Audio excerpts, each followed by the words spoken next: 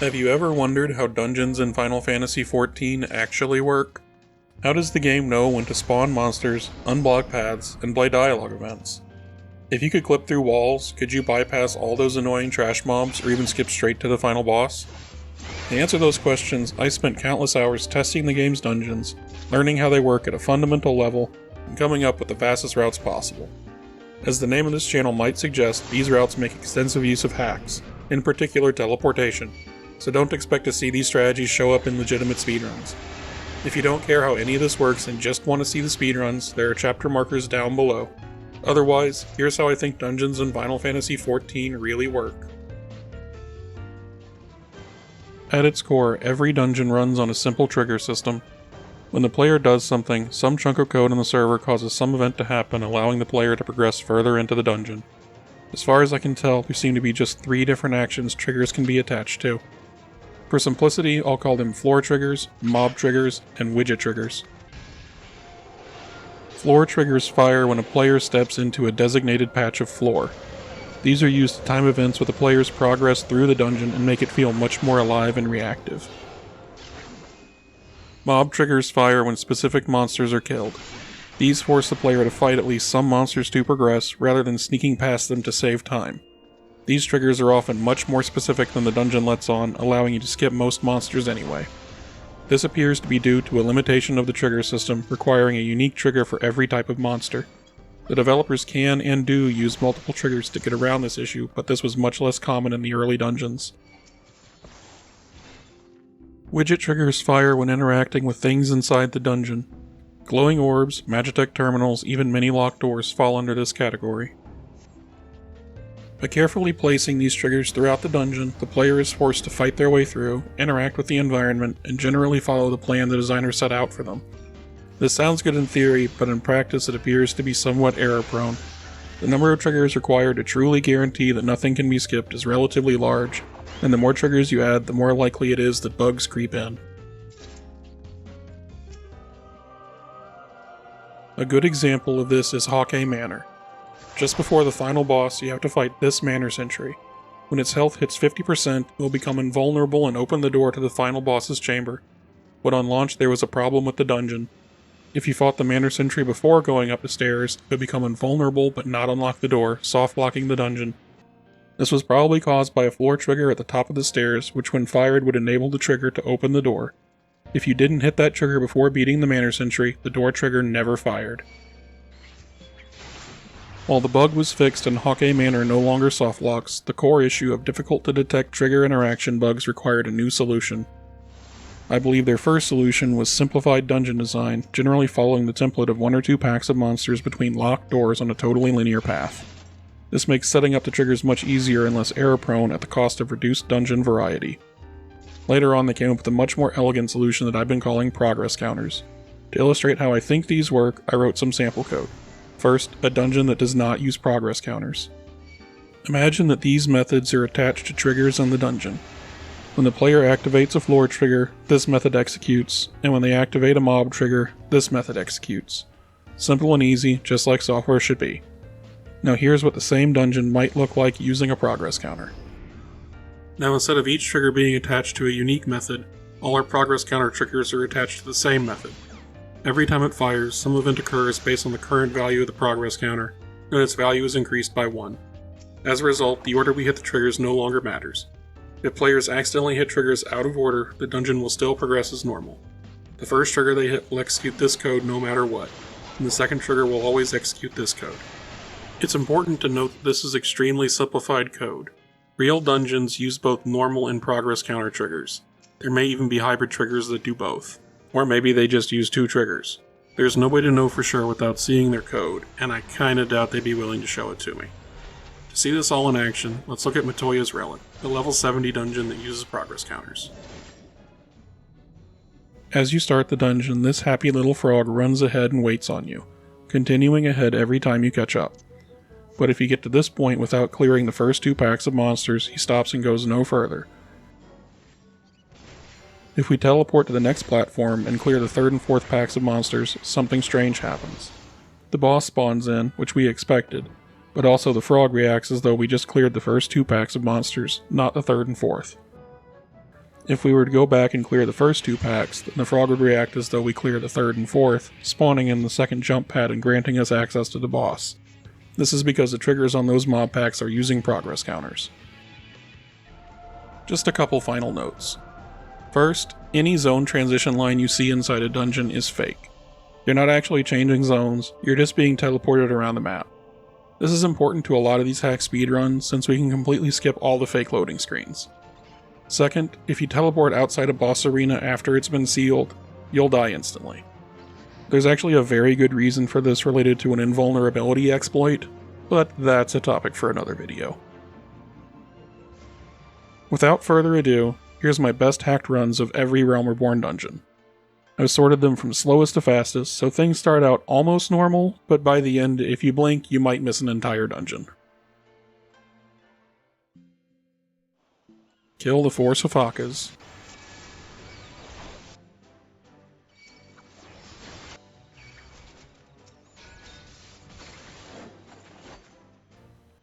Wait for Sasquatch.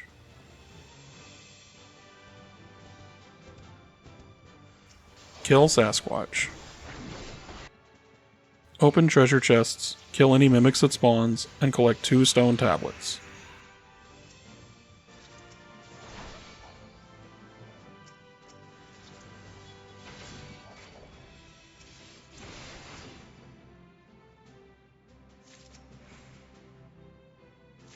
Insert the stone tablets into these stone pedestals. Open these chests, kill the mimics that spawn, collect another tablet.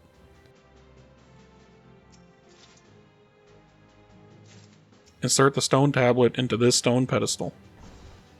Kill the big worm. Kill these sprites. And also these sprites.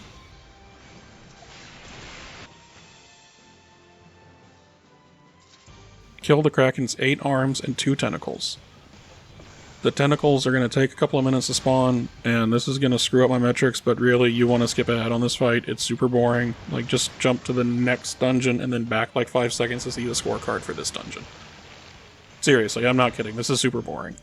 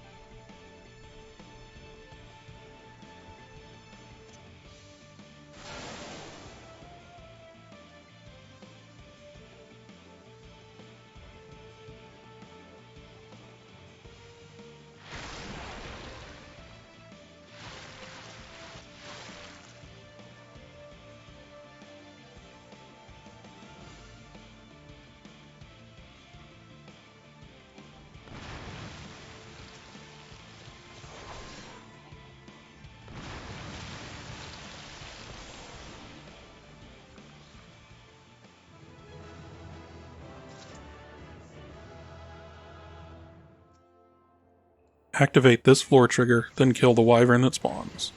Kill Gornich.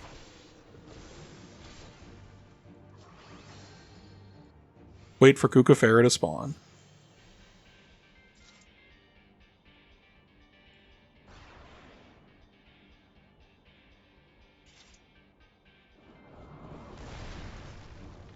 Kill Kukafera, using as many damage over time abilities as possible as they bypass its damage reduction.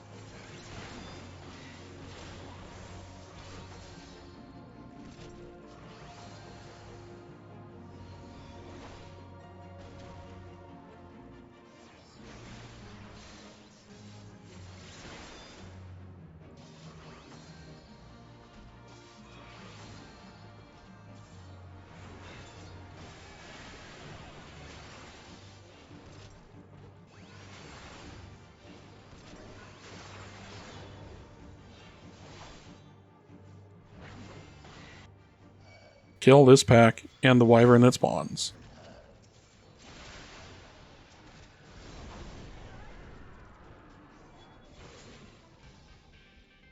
Kill this pack and pick up the main storage vault key.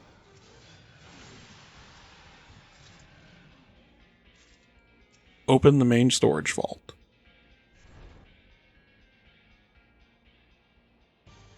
Kill Gyroveganos. Kill Gyroveganos' clone.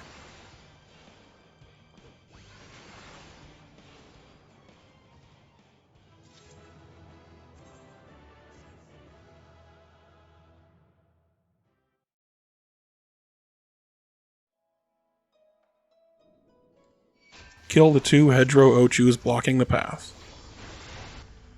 Kill Anshog.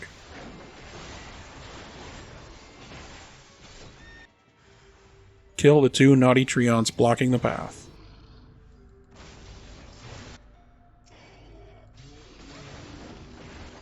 Kill the Boogeyman. Poke the Fel Orb and clear the 6 waves.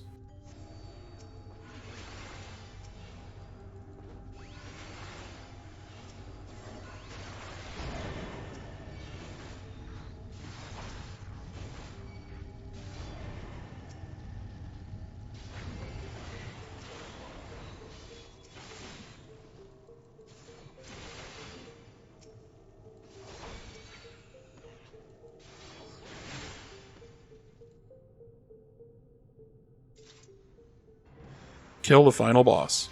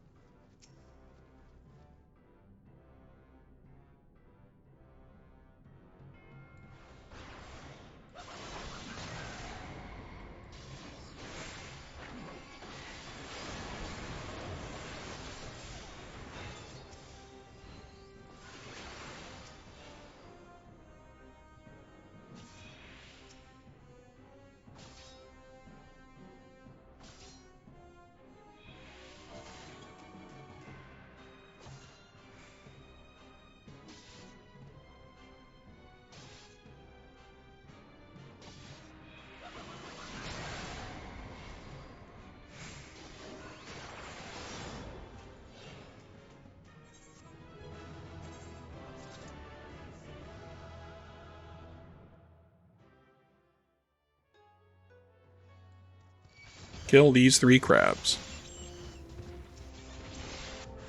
Kill these 3 mobs. Kill Einhander.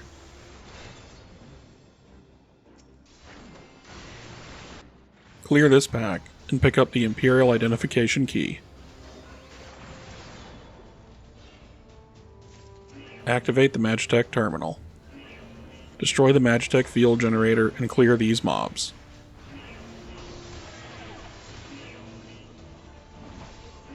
Destroy this Magitech Field Generator and clear these mobs, picking up the Imperial Identification Key from the last mob.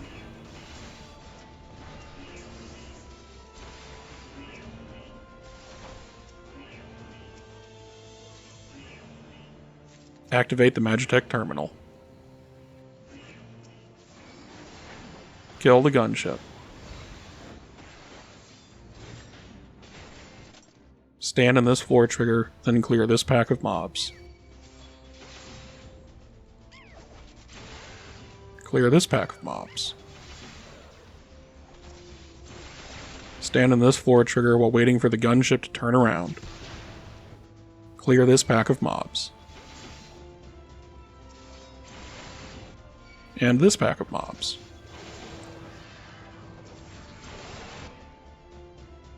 Stand in this floor trigger while waiting for the gunship to clear the way.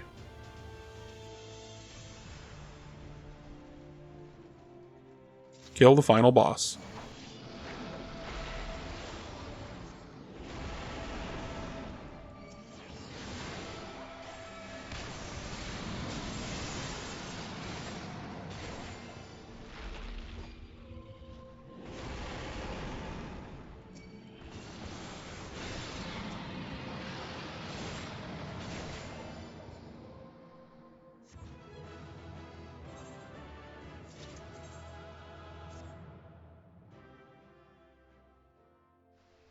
Activate this floor trigger, then kill this Sirius Alpst and aggro the other. Then come back to wait for the zombies to spawn before finishing them off with the second Alpst. Stand in this floor trigger to spawn a second pack of zombies and then kill them. Kill Simon the Unsinkable. Activate these 3 floor triggers, then deactivate the 2 ether valves.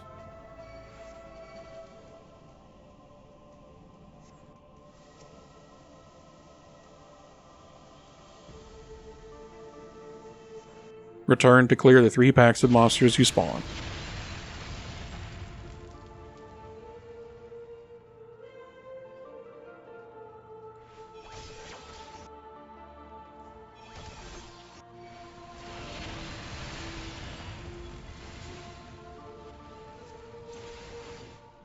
Activate this floor trigger to spawn the second boss, then wait for him to arrive in his chamber.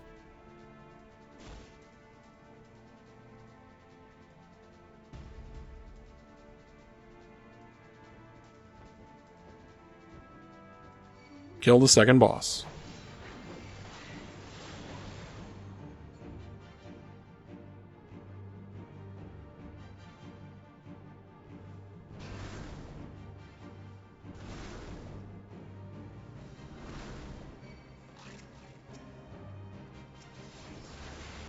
Kill the 2 corrupted puddings. Kill Tyrant. Kill Siren.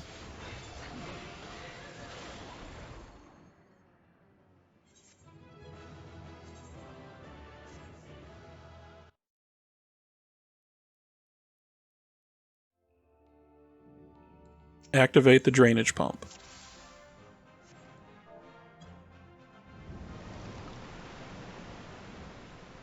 Kill Karlavos. Kill the 3 Piranu. Clear this mob pack. And also this mob pack.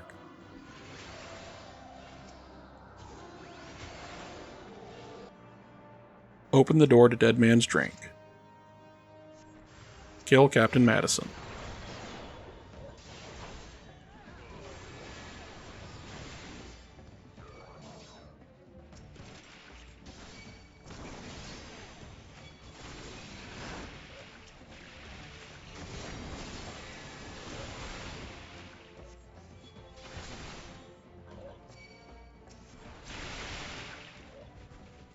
Kill these 2 mobs. Kill all the mobs in this area.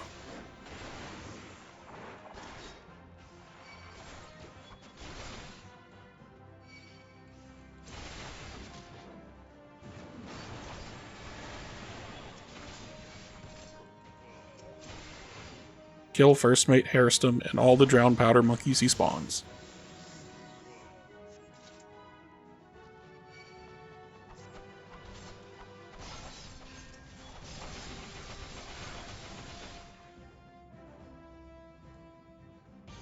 Kill the Kraken.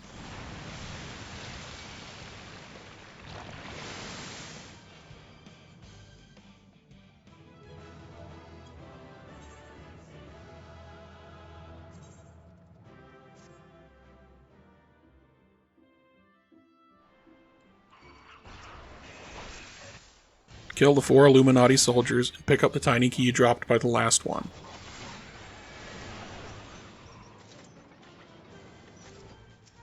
Unlock the Runstop head gate. Kill the Illuminati commander. Wait for the Illuminati gliders to spawn, then clear the 3 packs to release the 3 goblin prisoners.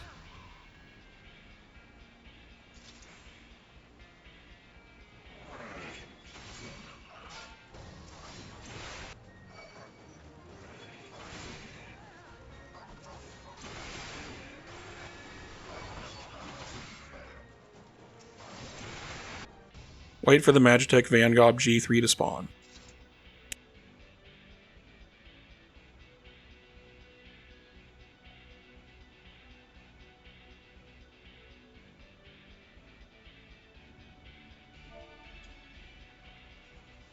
Kill the Magitech Vanguard G3. Clear the packs in front of the Swift McCheck gates, pick up the tiny keys, and open the gates.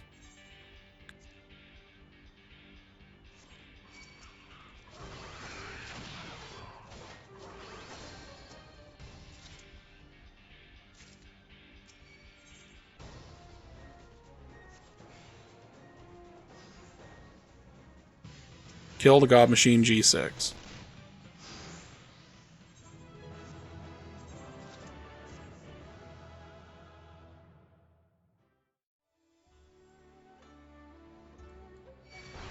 Kill this pack of mobs, pick up the Sun Sphere dropped by the cracked Qarn Facer.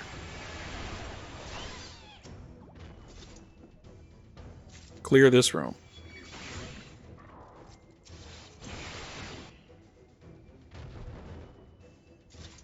Kill the Damage Adjudicator, being careful to only damage the Damage Adjudicator, otherwise it will enter an invulnerability phase and greatly extend the fight.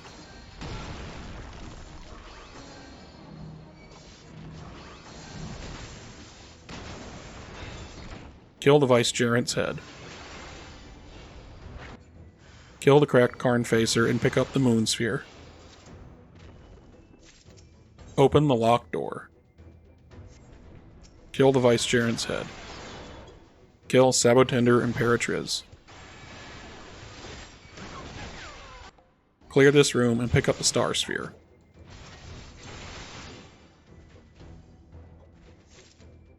Insert the Moon Sphere into the Magic Pedestal. Insert the Sun Sphere into the Magic Pedestal. Insert the Star Sphere into the Magic Pedestal.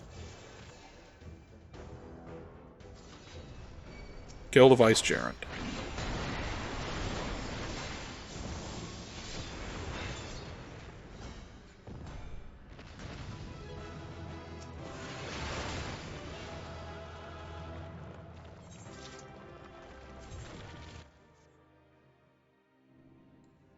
Kill these 3 demons. And also these 3 demons. Kill the first boss. Poke the first defiled coffin and kill the first Dantalion.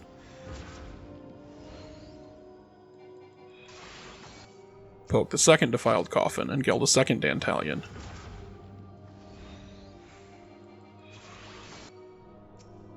Poke the final defiled coffin and kill the last Dantalion.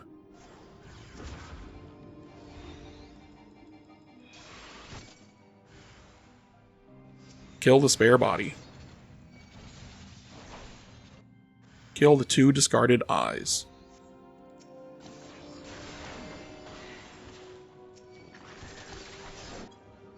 Kill the Pyso Demon and its ads.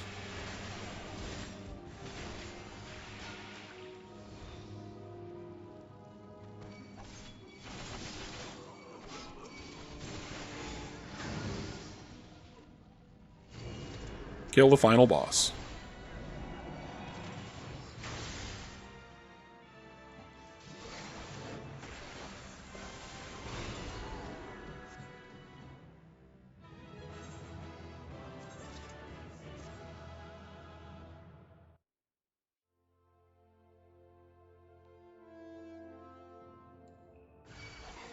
Kill the Snowcloak wolves. Kill the white bear, pick up the tiny Kia drops. Open the door to silence. Kill Wandel.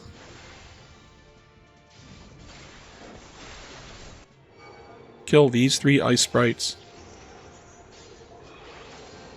Activate this floor trigger, then kill the bird. Kill these 3 birds. Kill the Yeti.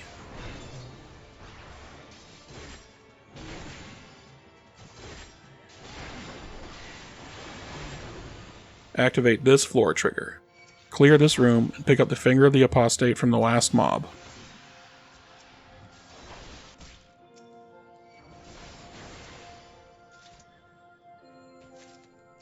Open the door to Oblivion.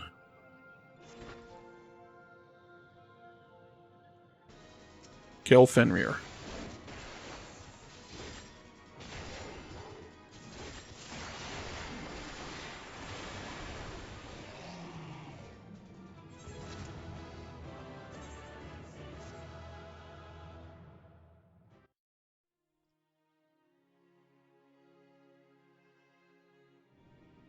Activate this floor trigger, then stand in these two Magitech terminals until the countdown's complete.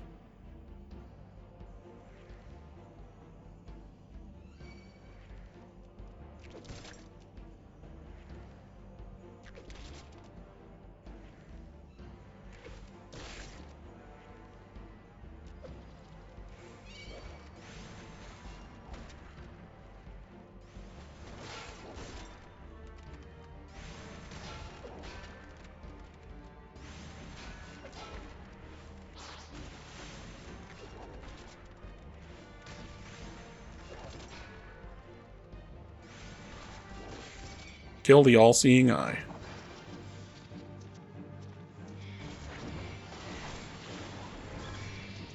Activate this floor trigger. Kill Telurd.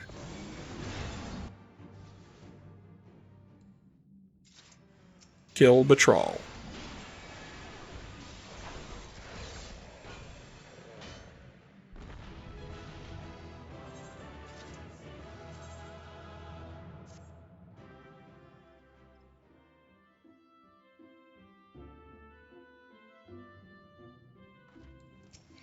Kill all 8 mobs in this room.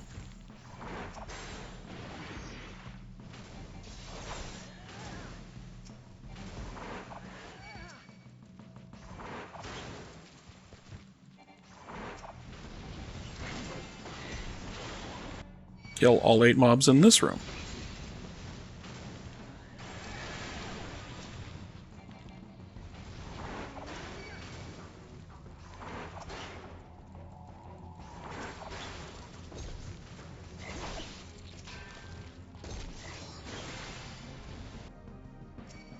Kill the Myrmidon Princess.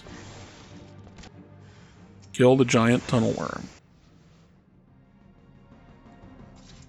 Kill the Chimera.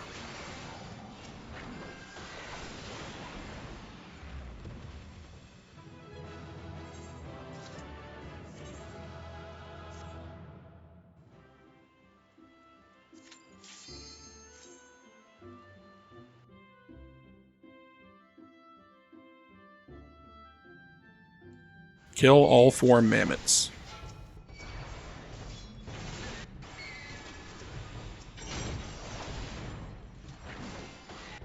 Kill Parakman. Kill the 3 gold bears.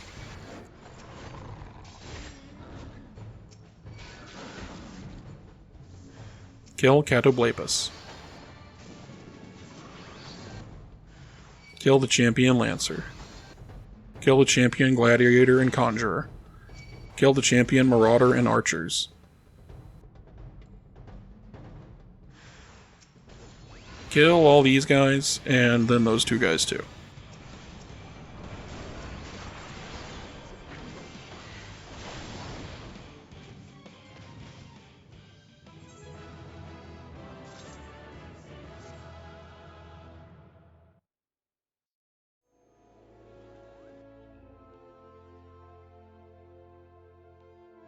Activate the first Spriggan's floor trigger, then wait here for the collapsed rock to become targetable and destroy it. Kill the first boss. Activate the second Spriggan's floor trigger, then the miner's floor trigger, then destroy this collapsed rock. Kill Gogmagolem.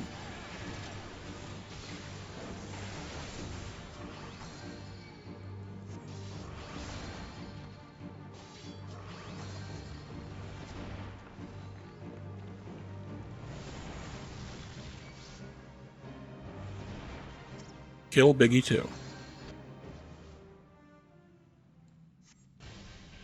Kill Oranos.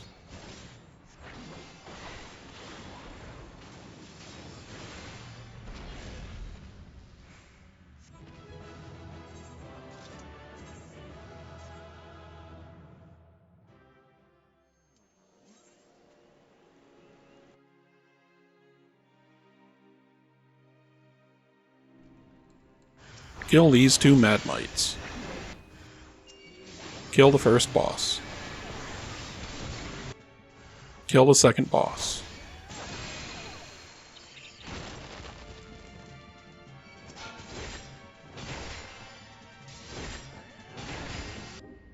Destroy these 2 white mage stones and the Bowels of Han. Destroy these 4 white mage stones and the Balzaphon.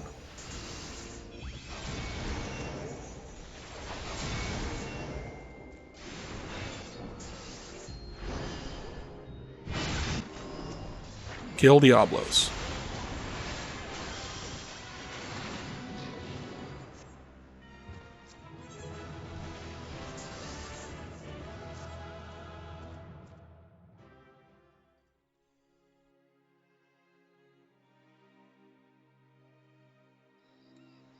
Talk to the Goblin Pathfinder. Kill the Great Yellow Pelican.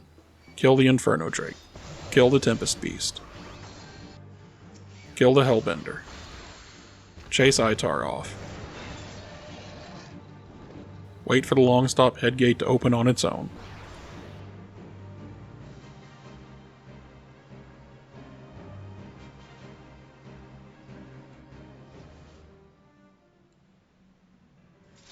Kill Itar.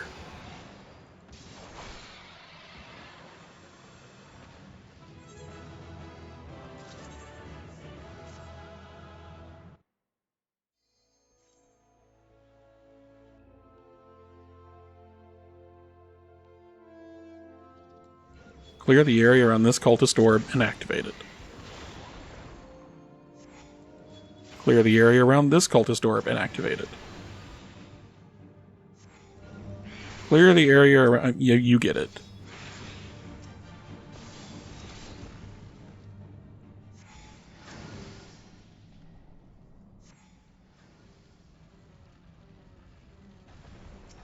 Kill Galvanth the Dominator.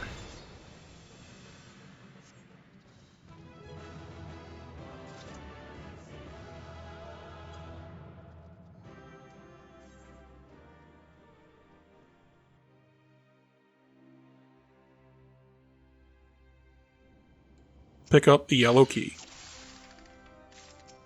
Open the Carnation door.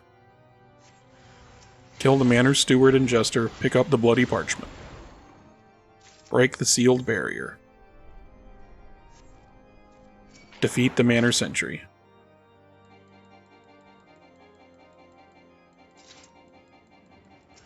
Kill Lady Amandine.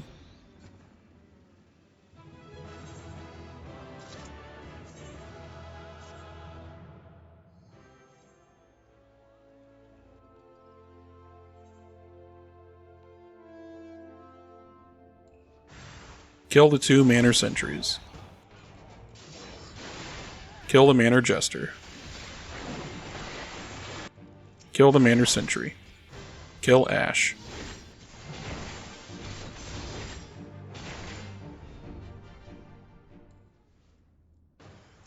Kill Halicarnassus.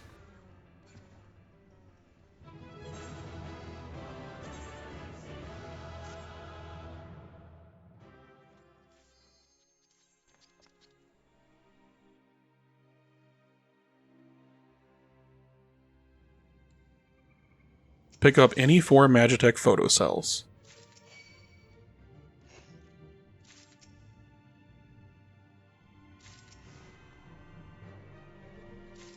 Poke the Magitech terminal. Poke the second Magitech terminal. Kill Graphius.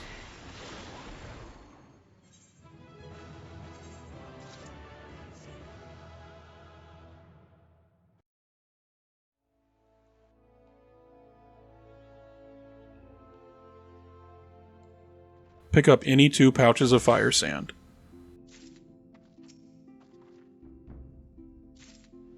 Load the fire sand into the final powder chamber. Activate the blasting device.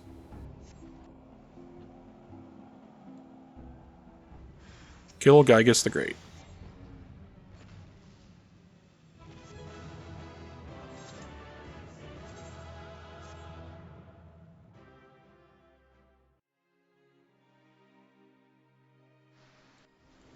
Kill the Keeper of Halidom. Kill the giant Bavara.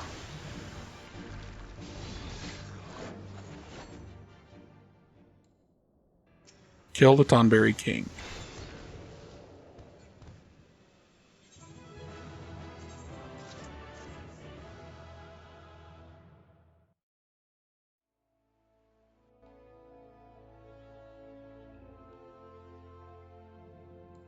Activate the coral formations until the inconspicuous switch appears.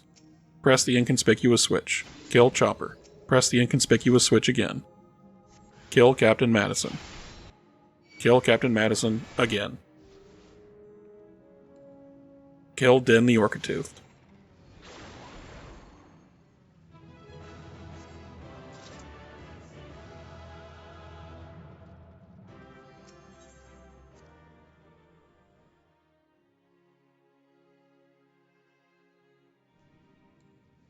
Kill Locksmith. Kill this gold vine. Kill Coin Counter.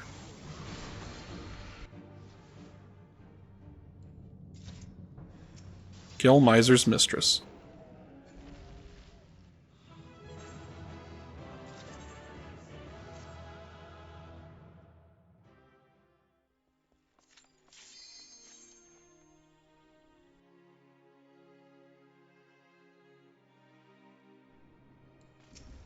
Poke the Scales of Judgment, then clear the room.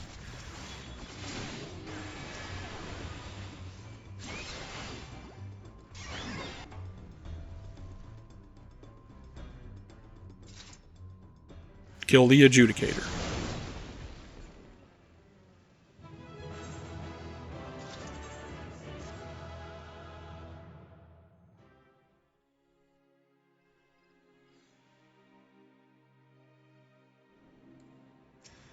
Kill the 3 succubuses.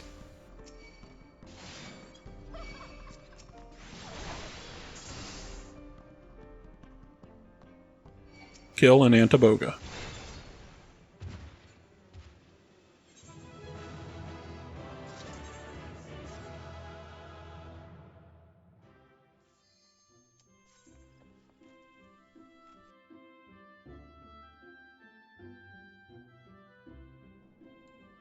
Kill Chudo Yudo. Kill Conche. Kill Isgebind.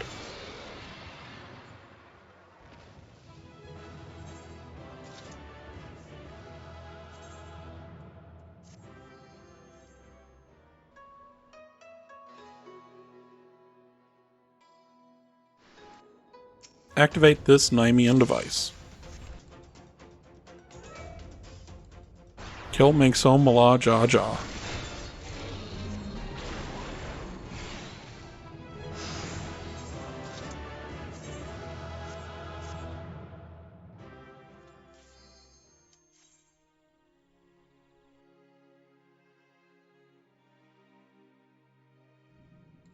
Kill Firemane.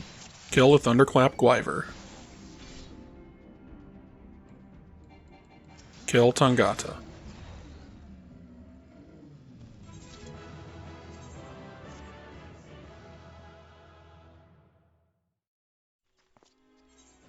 So what do you think? Leave a comment down below and tell me what you want to see next. More hack speedruns? Perhaps some boundary breaking or the anti-hacking measures in Deep Dungeon? Maybe just an explanation of how I teleport around the dungeon so quickly. If you enjoyed this content, please consider liking and subscribing. It really does help me out. This took a ton of effort, so if you want to see more of this, that goes a long way to making sure that happens.